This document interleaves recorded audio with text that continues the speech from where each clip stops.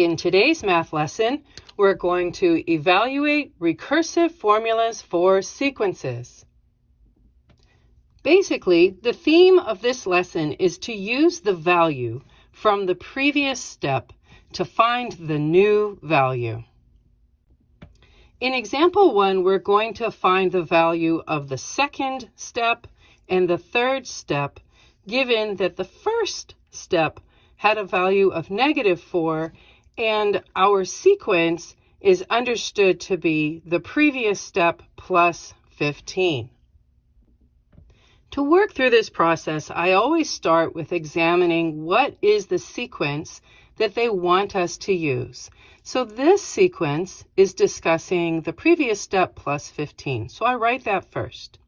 And I need you to see that this is the framework that we're going to use to go find our needed values. So to make it even more clear, wherever the previous step is I write a box around it to tell me, to remind me, this is what I have to fill in a value for to as a result, change my answer and get new values. So then I write the value that I know from the previous step. A sub 1 is -4, so I write that down. And then I come through and I write out this framework. So I know that it's the previous step plus 15. And again, the previous step plus 15. So let's see how this works. So here on the second term, on the second step, A sub 2, I know I'm going to put the previous value, the previous step, here in my box of the framework, and I add it to 15. So -4 plus 15 is 11. Great. And then I come down to step 3. So again, I have this open box to discuss the answer, the value of the previous step, which was 11, plus 15, and that will now equal 26. So 11 is the answer, the value for step 2, the second term, and 26 is the answer value for the third step, the third term. And there you go. In example 2, we're going to find the second and third terms, given that the first term is -3, for the sequence of 7 times the previous term, the previous value, plus 4. So let's get this process started. We know that our sequence is 7 times the previous step's value, remembering that a variable and a number side by side are multiplying. So if it helps you, write little parentheses around that 7, just to help your brain. And then I box up this previous step so that I can see that this is where I need to be putting in my new values every time. So now let's go write our framework, knowing that our first term has a value of -3. My framework is then going to be 7 times the value of my previous step plus 4 for both A sub 2 and A sub 3. Let's go fill in the box and see what we get. So the value of my previous step, if I am starting here on my second term, the value from step 1 is -3. So 7 times -3 is -21 plus 4, which gives me a value of -17. Now that I have the value of my second term, I can use it to help me find the value of my third term. So here in the box, we put the value from the previous step, which is -17. And we say, okay, so 7 times -17 is -119. And the rest of our framework is +4. So negative 119 plus 4 gives us a value of negative 115. So now we know our second term and our third term's values. And there you go. Here in example 3, we're going to find the value of a sub 3, the third term, having been given the value of the first term, a sub 1, being a negative 1, and a framework, a sequence of the previous term plus 13. So in this particular example, while we've been given a nice framework of the previous value, the answer from the previous step plus 13, with our first step having a value of negative 1, we are instructed that we really only need the answer, the value of the third step. Well, with sequences, you cannot jump from the first step to the third step. You have to go through the process of finding the second step first before going on to the third step. So you have to find the value of each step as you go. So here we write our framework of the unknown plus 13 for both the second and the third step. And now we can go fill it in and work it through. So the value of the previous step. So here on the second step, the value of the previous step was a negative 1. And negative 1 plus 13 is 12. And then here on the third step, the third term, we have the value of the previous step, which was 12, plus 13, which now makes 25. So we know the value of our second step and our third step, even though our problem only asked for the value of the third step, the third term. And so this is the one that we're actually looking for. And there you go. Here in example 4, we need to find the value of the second term, the third term, and the fourth term, knowing that our first term has a value of 1, and our sequence is going to be 4 times the value of the previous term plus 3. On our previous examples, we've only been asked for the second and the third step in the sequences, but there's nothing to stop us from looking at the fourth, the fifth, the sixth, or beyond any particular step. So we are looking at that process here as we need to go through to the fourth step. With our sequence being 4 times the value of the previous step plus 3, let's write our framework for each of our needed steps.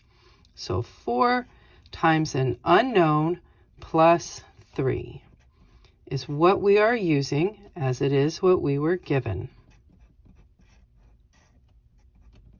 Remembering that a variable and a coefficient, a number, side by side, are multiplying every time.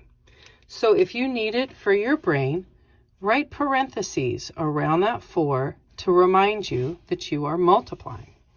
Now let's go fill in our unknowns. So the value of the previous step was the value from the first step, and that's 1. So we have 4 times 1 plus 3. 4 times 1 is 4, plus 3, which makes 7. Great. This is a sub 2. Now let's put our value from the second step in our box. So we have 4 times the value of the previous step, which was 7, plus 3. 4 times 7 is 28. 28 plus 3 is 31. And that's the value of our third step. And then on to our fourth step, we need the value from our previous step, which was 31. So we multiply 4 times 31, which is 124, plus 3. Remember, we're using order of operations through all of this. So 124 plus 3 makes 127. And that is the value of our fourth term. And because this particular example asked for all three terms, these are what we need, all three of those terms. And there you go.